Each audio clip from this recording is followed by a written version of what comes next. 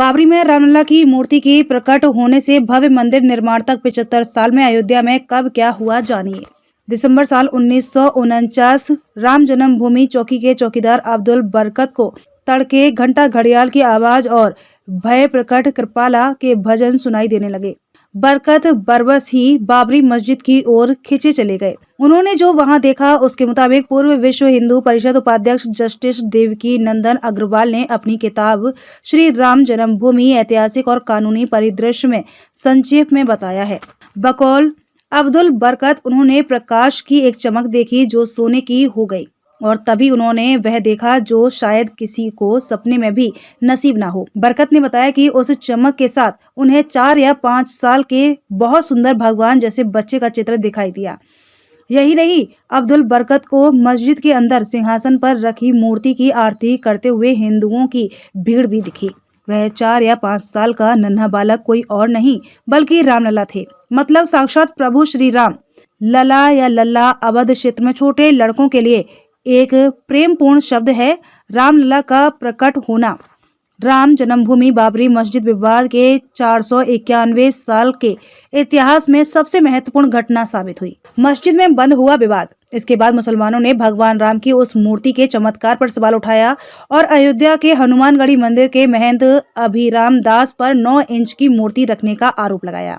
जब जिला मजिस्ट्रेट के नायर और शहर मजिस्ट्रेट गुरुदत्त सिंह से मूर्ति हटाने को कहा गया तो उन्होंने प्रधानमंत्री जवाहरलाल नेहरू और यूपी के मुख्यमंत्री जीबी पंत समेत अपने बड़े अधिकारियों की अवज्ञा की। राज्य सरकार ने तब मस्जिद को बंद कर दिया, लेकिन हिंदुओं को बाहर से रामलला विराजमान की पूजा करने की अनुमति दे दी।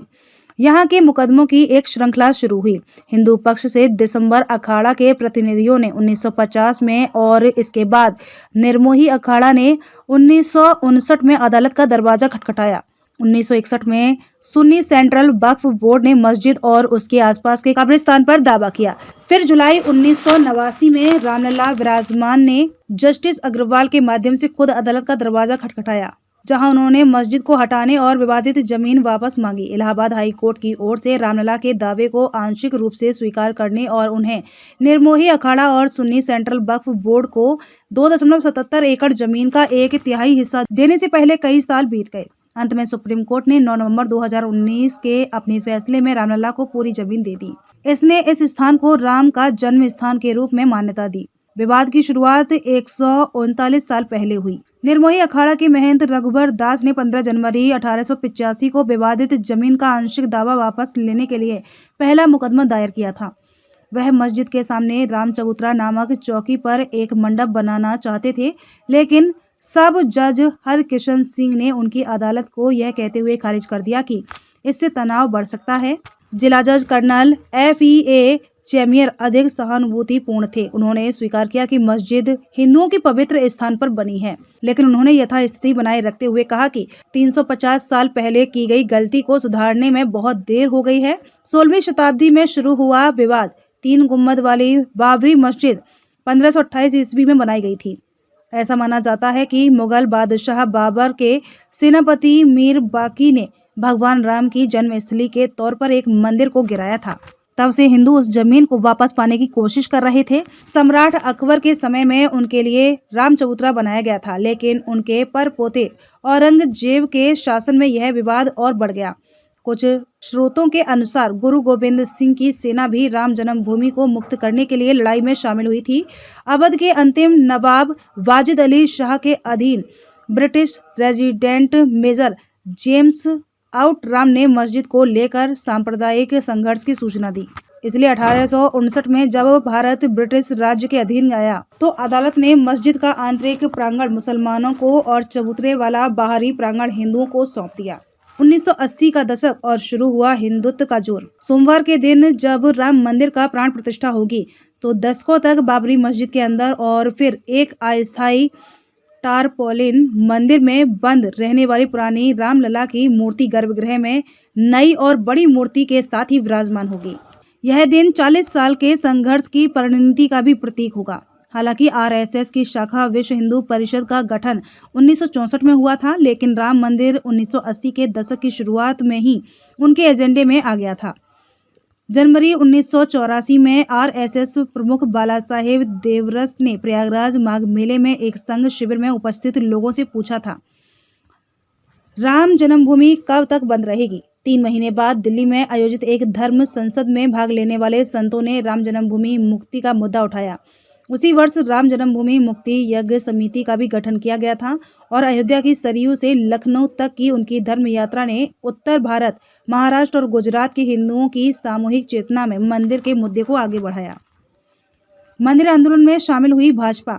1 फरवरी 1986 को फैजाबाद जिला जज के.एम. पांडे ने वकील उमेश चंद्र पांडे की याचिका पर विवादित जगह के तालों को हिंदू पूजा के लिए खोलने की अनुमति दे दी। शहर के मजिस्ट्रेट ने 40 मिनट के भीतर ताला खोल दिया। हासिम अंसारी ने मुस्लिम पक्ष की ओर से फैसले को चुनौती दी, यह दावा करते हुए कि बिना उनकी सुने ही आदेश पारित कर दिया गया था। 6 फरवरी को बाबरी मस्जिद एक्शन कमेटी का गठन हुआ और सुलह की संभावना कम हो गई है। तब तक वीएचपी ने मंदिर आंदोलन का नेतृत्व किया था, लेकिन जून 1989 में अपने पलामपुर सम्मेलन में भाजपा ने घोषणा की कि वह राम मंदिर आंदोलन में शामिल हो रही है। उन्होंने कहा कि अदालतें विश्वास का मामला तय नहीं कर सकती और जैसे ही उस साल के अंत में लोकसभा चुनाव नजदीक आए, यहाँ तक कि राजीव गांधी की कांग्रेस सरकार ने भी वीएचपी को विवादित स्थल के पास शिलान्यास करने की अनुमति देकर हिंदुओं को रिझाने की कोशिश की। कमल ने रथ पर सवार होकर जीत हासिल की। भाजपा ने मंदिर लहर का फायदा उठाया। वे ने मंदिर निर्माण शुरू करने के लिए 30 अक्टूबर 1990 का दिन तय किया था और तब भाजपा अध्यक्ष लाल कृष्ण आडवाणी ने सोमनाथ से अयोध्या तक यात्रा का नेतृत्व करके समर्थन जुटाया था, लेकिन ढांचा गिराए जाने के 1 हफ्ते पहले ही उन्हें बिहार के मुख्यमंत्री लालू प्रसाद ने समस्तीपुर में रोक दिया था। यूपी के मुख्यमंत्री मुलायम सिंह यादव भी कारसेवकों को रोकने के लिए उतने ही दृढ़ थे। उन्होंने डींग मारी, एक परिंदा भी पर नहीं मार सकता। 30 अक्टूबर और 2 नवंबर को यूपी की गोलीबारी में 17 कारसेवकों के मारे जाने की खबर मिली। इस निर्दयी कार्यवाही ने भाजपा को 1991 में यूपी में अपनी पहली सरकार बनाने में मदद की और मुख्यमंत्री कल्याण सिंह के तहत उसने मंदिर निर्माण के लिए विवादित स्थल के आसपास के पूरे 2.77 एकड़ जमीन का अधिग्रहण किया। इसके बाद राम जन्मभूमि न्यास को 42 एकड़ जमीन भी सौंपी। 6 दिसंबर 1992 का काला दिन। 6 दिसंबर 1992 को कार सेवा को फिर से शुरू करने का दिन तय किया गया था। कल्याण सिंह सरकार ने सुप्रीम कोर्ट में एक हलफनामा दायर किया जिसमें कहा गया था कि विवादित स्थल पर कोई स्थायी निर्माण नहीं होगा। लेकिन उस दिन 1.5 लाख कार सेवकों ने मस्जिद को ध्वस्त कर दिया, जिससे देश भर में सांप्रदायिक दंगे भड़क उठे, जिससे 2000 से अधिक लोग मारे गए। केंद्र सरकार की ओर से उनकी सरकार बर्खास्त करने और यूपी में राष्ट्रपति शासन लागू करने से पहले कल्याण सिंह ने इस्तीफा दे दिया। भाजपा ने इसके बाद 2 दशकों से अधिक समय तक मंदिर के मुद्दे को जिंदा रखा, जब तक कि 2014 में उसे केंद्र में भारी जनादेश नहीं मिला। 2019 में जब अनुकूल सुप्रीम कोर्ट का फैसला आया, तब तक नरेंद्र मोदी बड़े जनादेश के साथ पीएम के रूप में दूसरी बार वापस आ चुके थे और यूपी में योगी आदित्यनाथ मुख्यमंत्री थे, जिनकी गोरखपुर पीठ 3 पीढ़ियों से मंदिर आंदोलन से जुड़ी हुई है।